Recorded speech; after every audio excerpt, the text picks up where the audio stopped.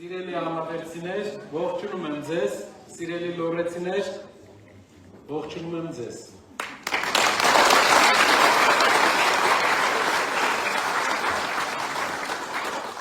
Ալավերդի ժողովուրդը մեզ բնության պես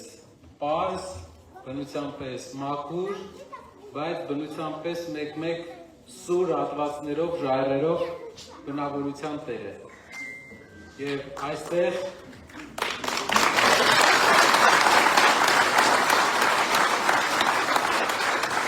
համ կա բարություն,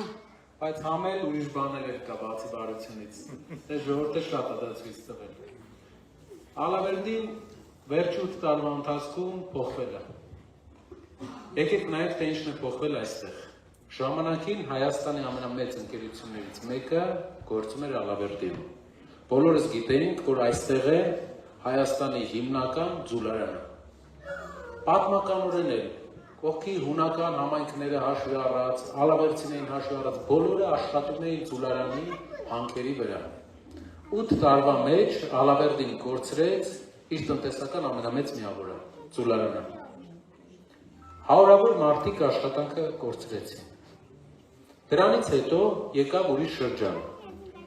Երբ մենք տեսանք, որ տարածաշրջանում այլ հարևան երկիրը սկսեց հողեր վերցնել դելիմիտացիայի անվան տակ։ Եվ ժամանակի ընթացքում մենք նկատեցինք, որ հակառակորդը Ալավերդից արդեն 10-15 կիլոմետր հեռավորության վրա է։ Լոռին համարյա սահմանամերձ է արդեն այս իրենց կատարած դելիմիտացիայի արդյունքում ժողովուրդ։ Այսպիսի բան 8 տարվա ընթացքում ես պատմեմ ինչ է տեղի ունեցել այստեղ։ Ալավերդում չի վերանորոգվել վերջի ժամանակները։ Այգին անցած տարի այցելեցինք եւ մենք ցանկացանք Տաշի բարեգործականը, որ վերանորոգի, դրանից հետո արագ համայնքապետարանը սկսեց, լավա գոնե եթե ասեցինք, որ սկսեին։ Ճոպանուղին չի գործում։ Քաղաքը աղքատության առումով Հայաստանը 8 տարվա մեջ ամենաբարձր աղքատության աճն է ունեցել։ Լավ, ինչը պետք է ստիպի Ալավերդուն գնալ ու քվեարկել նույն մարդկանց օգտին, ովքեր տասնամյակներ, համարյա կես հարյուրամյակ գործող ձուլարանը փակեցին, ովքեր սահմանը մոտեցրեցին Լոռին սահմանամերձ, պատկերացնում եք 10 կիլոմետր հեռավորությունը, ովքեր ընտրված ղեկավարների սպեսնազով գալիս մտնում հանում էին, ինչը պետք է ստիպի մարդկանց ընտրել այս մարդուն։ Երկու հատ բարձրն ու բրուշակներ ժողովուրդ։ Մեր երկրի տեսլականը քաղաքի համար է սա, պետք է Ալավերդին հետի աշխատավոր մարդու քաղաք է, պետք է գործարան լինի այս քաղաքում։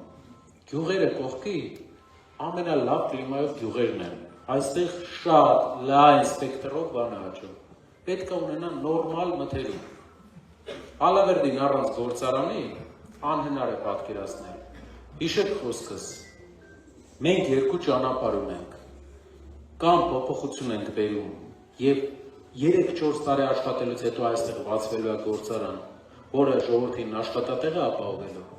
կամ եթե փոփոխություն չենք բերում, մենք տարածաշրջանը դառնալու է Աշոտսկի Ամասիայի նման լքվող տարածաշրջան, որտեղ գործի տեղ բացի պետականից չկա, բարձուրն էլ լինի, բրուշատկեն էլ լինի, գործի տեղ չկա, տնտեսական միավոր չկա, հաղթած սանահին։ Եկեղեցու դեմ արշավից հետո տուրիստական ուղղությունները եկեղեցապատկան տարածքների վրա դադարում են։ Անգամ տուրիստական հոսքը դժվար են ապահովում։ Ճոպանուղին քաղաքի մեջի թեթև գործ է ժողովուրդ։ Երկրի համար էսի գործ չի։ Էդ էլ չեն ապահովում։ Ինչը պետք է ստիպի Ալավերդուն։ Ես չեմ հասկանում։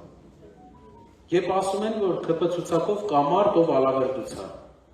Այո, կա մարդ, կարողացել է փրկի քաղաքի տնտեսական միավորը, այդ է արդյունքը։ Կարող է հարգանից լինի մարդկանց հետ, բոլորը պետք է հարգանից լինեն, բայց կարողացել է փրկի։ Իսկ մենք ասում ենք, մեր ցուցակում առաջի 35 համարի մեջ,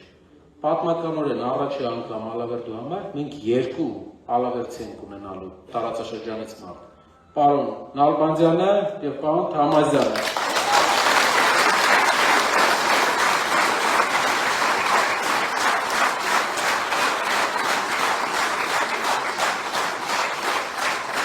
Այսպիսի բան երբեք չի եղել քաղաքի համար։ Երբ որ 1 տարի, 2 տարի հետո շիներապարակը չտեսնեք նոր գործարանի, դիմում եք իրանց, ասում եք էս ինչ եղավ։ Բայց վստահ եղեք տեսնելու եք։ Վստահ եղեք տարածաշրջանը զարգանալու է, որովհետև մենք ուրիշ այլ ընտրանք չունենք, որովհետև ամենագեղեցիկ հատվածներից մեկն է Հայաստանի, որ ուղղակի արյունը ծառում է նայում այս գեղեցկությանը։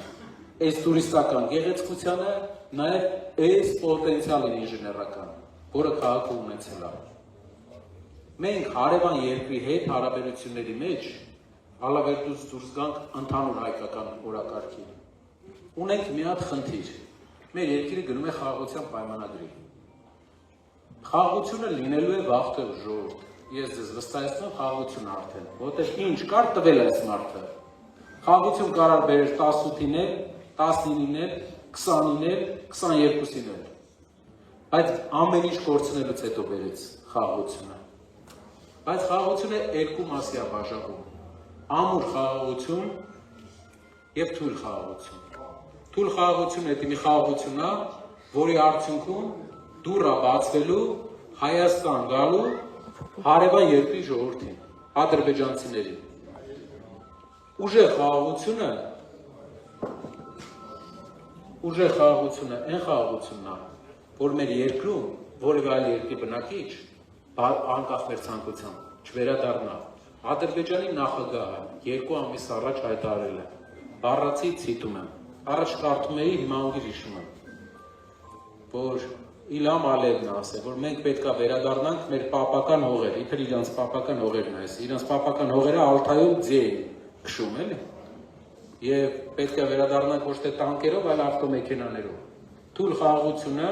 դա խաղաղություն է ստորագրում Փաշինյան առանց երաշխավոր, դրանից հետո հիշեք խոսքս, Աստված չանի, չի լինելու տենց բան, բայց իրենք ուզենալու էին, դուրս էին գալ, ասելու էին կլինի 1000 հոգի գա ադրբեջանցի։ Այդ ժամանակ Փաշինյանը դուրս էր գալու, ասել էր ժողովուրդ, 1000 հոգու համար, մենք չենք վատացնելու մեր հարաբերությունները։ Անցնելու էր 1 տարի, գալու էին ասելու էին կլինի 1000 հոգի էլ մյուս գողը գա, 2000 ընդեղ, 5000 ընդեղ։ Ու ժամանակի ընթացքում իրենք լցվելու էին Հայաստան, ոնց որ Նախիջևանը մարսեցին գնաց։ Ինչա պետք անել։ Ամուր խաղաղությունը էդի Հայաստանում ապրում են հայերը, Ադրբեջանում ապրում են ադրբեջանցիները։ Հայաստանը տնտեսապես զարգանում է, քաղաքների զավոթները գործաներ չենք դնում փակում, որ ժողովուրդը ստիպված լինի լքի կամ աղքատության մեջ ապրի։ Քաղաքներում գործարաններ են լինում, որի արդյունքում մարդիկ ապրում են իրենց տան շեմին էլ գումար են վաստակում։ Լավ են ապրում մեր ժողովուրդը, տուրիստներ են գալի, շարժը ապահովում, քաղաքում շարժը ապահովում։ Այսօր քայլում ենք Ալավերդիկ ասում են, մի քիչ շարժի խնդիր կա, թուլացել է։ Շարժը ապահովում։ Դա ուժեղ երկիրն է, տնտեսապես ակտիվ երկիրը։ Եվ երկրորդը հայեր ապրեն, մեր հայրենիքն է, մենք իրավունք ունենք այստեղ ապրենք ու մենք որոշենք թե ով է գալու։ Այս երկիրը հայերը ապրելու են այստեղ, ադրբեջանցիները այնտեղ։ Եվ դա մենք անելու ենք, որտեղ մենք այլ ընտրանք չունենք, որտեղ մենք ինչ կա, իրենց զիջելով տվել ենք, էլ տալու բան չկա։ Ու ես ուզում եմ, որ իրար հետ դա անենք, ժողովուրդ։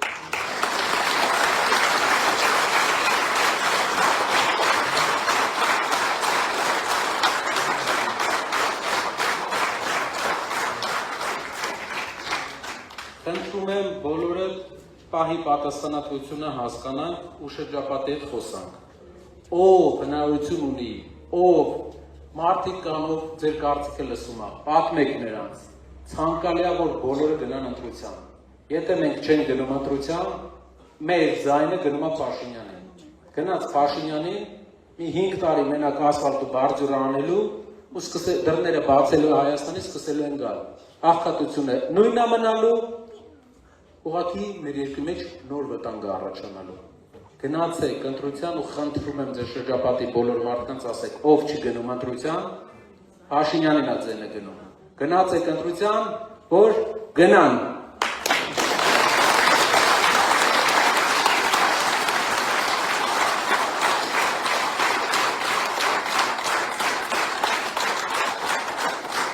Շնորհակալ եմ բոլորիցը,